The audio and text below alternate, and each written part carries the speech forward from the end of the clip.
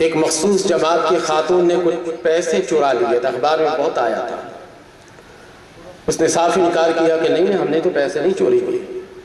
جب عدالت میں اس کے ویڈیو پیش کر دیے گئے تو ویڈیو جب جج نے چلا کر اسے دکھا دیا تو وہ خاتون خاموش ہو گئی۔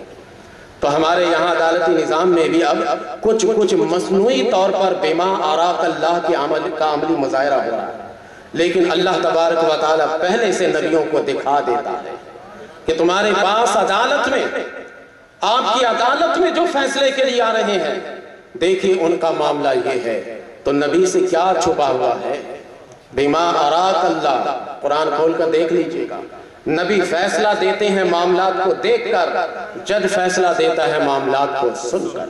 اب اس کی صداقت آہستہ آہستہ ہمارے سامنے آ رہی ہے۔ تو ویڈیو کا نظام چل رہا، جگہ جگہ کیسٹیں ویڈیو نصب کر دیتے ہیں اور کیسٹ اور سی ڈی لا کر دکھاتے ہیں، پھر جج دیکھ کر فیصلہ دیتا ہے۔ اسمبلی میں کچھ بھی ہو رہا ہو، ساری اس کی کیسٹیں بن رہی ہوتی ہیں، ویڈیو بن رہی ہوتی ہے، اور اس کے بعد لا کر دکھا دیتے ہیں کہ دیکھو۔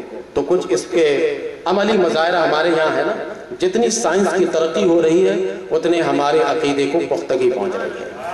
کل تک سوچتے کہ بما اراک اللہ، یہ معاملہ کیسے اللہ تبارک و تعالیٰ دکھاتا ہے؟ اب تو آسانی ہم سمجھ گئے کہ جب مادی طاقت یہ معاملات کو ہمیں سپریم کورٹ میں لا کر دکھا سکتی ہے، مادی قوت جب یہ معاملات کو لا کر جج کو دکھا سکتی ہے، تو میرے رب کی طاقت کتنی بڑی ہوگی۔ یہاں بما اراک اللہ کے معاملہ کو دکھا دیا جاتا، سرکار کا دعویٰ نہیں ہے، اللہ کا یہ وعدہ ہے کہ محبوب آپ لوگوں کے درمیان فیصلہ کیجئے، ہم نے آپ کو یہ منصب دیا ہے اور اس منصب کے مطابق آپ معاملات کو دیکھ کر فیصلہ کیجئے، تاکہ معاملات میں کوئی بہام ہی نہ رہے، کوئی شک و شبہ ہی اس کے اندر نہ رہے، کسی کو چیلنج کرنے کی ضرورت ہی نہ پیش آئے۔ نبی کریم علیہ السلام معاملات کو دیکھ کر فیصلہ کرتے ہیں۔ ایک مثال ہمارے سامنے، دوسری مثال اسی آیت کریمہ کے تحت میں علامہ جلال الدین سیوطی رحمت اللہ تعالی علیہ نے لباب النقول فی اسباب النزول میں دوسرا واقعہ لکھا ہے کہ حضرت زبیر بن عوام رضی اللہ تعالی عنہ اور ایک انصاری کے درمیان اپنے کھیت میں پانی ڈالنے سے متعلق اختلاف ہو گیا۔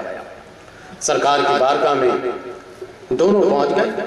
نبی کریم علیہ السلام نے معاملات کو سننے کے بعد حضرت زبیر سے کہا کہ اے زبیر، ایسا کرنا کہ پہلے اپنے منڈیر تک پانی پہنچا لینا، اس کے بعد اپنے اس انصاری بھائی کو پانی دے دینا۔ وہ انصاری سرکار کے فیصلے سے انکار نہیں کر رہے تھے، بلکہ سرکار کا فیصلہ ان پر گراں گزرنے لگا۔ تو وہ ذرا سا غصے میں آ گئے اور آن کر سرکار کی بارگاہ میں کہنے لگے کہ حضور، آپ نے جو یہ فیصلہ دیا وہ اس لیے دیا نا کہ یہ آپ کے پھوپھی ذات بھائی ہیں، کیونکہ حضرت زبیر بن عوام رضی اللہ تعالی عنہ یہ حضرت صفیہ بن عبد المطلب کے صاحبزادے تھے، اور یہ جو ان کے پھوپھی لگتی تھی ان کے صاحبزادے تھے، تو وہ رشتہ داری بتانے لگے۔ سرکار دو عالم علیہ السلام جلال میں آ گئے، کہا کہ اے زبیر، میں نے پہلے فیصلہ جو کیا تھا وہ صحیح کیا تھا، اب دیکھو حق فیصلہ یہ ہے کہ پہلے تم اپنے منڈیر کے اوپر تک پانی پہنچا لینا، اس کے بعد پانی بچے تو اس کی طرف چھوڑ دینا ورنہ مت دینا۔ نبی کریم علیہ السلام نے یہ فرما دیا۔ دیکھیں اس انصاری نے نبی کے فیصلے کا انکار نہیں کیا تھا، ظاہر ہے کہ بشری تقاضا تھا، اس بشری تقاضے کے مطابق وہ ذرا سا غصے میں آ گئے، اور غصے میں آ کر انہوں نے یہ جملہ کہہ دیا، لیکن بعد میں بڑی شرمندگی کا اظہار کیا تھا، اس لیے ان پر کوئی کفر وغیرہ کا فتویٰ نہیں لگے گا، بلکہ وہ پکے مومن اور پکے صحابی ہیں۔ نبی کریم علیہ السلام کی بارگاہ میں عذر پیش کرنے لگے، نبی کریم علیہ السلام نے یہ فیصلہ صادق فرما دیا۔ اب یہ بتائیے کہ نبی کریم علیہ السلام کے اس فیصلے سے کوئی انکار کر سکتا ہے؟ قرآن کریم نے اس منصب کو بیان کرتے ہوئے یہ بیان کیا، فَلَا وَرَبِّكَ لَا يُؤْمِنُونَ حَتَّى يُحَكِّمُوكَ فِي مَا شَجَرَ بَيْنَهُمْ، کہ اے محبوب آپ کے رب کی قسم ہے یہ اس وقت تک مومن نہیں ہو سکتے جب تک کہ آپ کے فیصلے کو دل و جان سے نہ مان لیں گے۔ آپ کے فیصلے کو دل و جان سے جب مان لیں گے تب یہ پکے مومن کہلائیں گے۔ تو نبی کریم علیہ السلام جو بھی فیصلہ صادر کر دیں اس فیصلے کو مان لینا چاہیے اور فوراً مان لینا چاہیے، کیونکہ نبی کریم علیہ السلام جو فیصلہ دیتے ہیں وہ فیصلہ صرف سن کر نہیں بلکہ اپنی آنکھوں سے دیکھ کر دیتے ہیں، اس لیے بلا چون چرا کے فیصلے کو مان لینا چاہیے۔ مختصراً چلا رہا ہوں، یہ دوسرا منصب ہو گیا۔ پہلا منصب کیا تھا نبی کریم علیہ السلام بلکہ سارے نبیوں کی کہہ لیں، پہلا منصب کیا تھا؟ شارح کتاب اللہ، سارے نبیوں کی یہ شان ہے، میرے نبی صلی اللہ علیہ وسلم کی بھی یہ شان ہے۔ دوسرا منصب کیا ہے؟ قاضی اور حکم ہونا، قاضی اور حکم ہونا، دو منصب ہو گئے۔ تیسرا منصب بتاتا ہوں، ویسے اس کے مناصب کافی ہیں لیکن مختصر چونکہ میں زیادہ وقت آپ سے نہیں لوں گا۔ تیسرا منصب قانون ساز ہونا ہے۔ انبیاء کرام علیہم السلام قانون ساز ہوتے ہیں، قانون بناتے ہیں۔ انبیاء کرام علیہم السلام جب قانون بناتے ہیں تو وہ قانون میں اور جو غیر انبیاء قانون بناتے ہیں اس قانون میں جانتے ہیں کہ کتنا فرق ہے؟ ان دونوں میں بھی بڑا فرق ہے۔ میں اب اس کو بھی آپ اگر کہیے گا تو پھر وہی پنجتن کے صدقے بتاتا ہوں، پھر 5 فرق میں آپ کو بتاتا ہوں، کیونکہ آج پنجتن ہی کا صدقہ چلتا ہے اور آپ اس کو یاد کر کے جائیے۔ 5 فرق پہلے میں نے بتایا، 5 فرق دوسرے میں نے بتایا، اور اب 5 فرق پنجتن کے صدقے آپ قانون سازی میں۔ قانون سازی کو میں اختصار سے بتاؤں گا کیونکہ وقت نہیں ہے، اس کو مختصراً میں آپ کے گوش گزار کروں گا۔ 5 فرق ہیں اس میں بھی۔ پہلا فرق جانتے ہیں کہ غیر انبیاء جب قانون بناتے ہیں تو قانون بنانے کے لیے جگہ مختص ہوتی ہے۔ قانون کہاں بناتے ہیں؟ پارلیمنٹ میں۔ پارلیمنٹ میں قانون بناتے، باہر نہیں بنا سکتے۔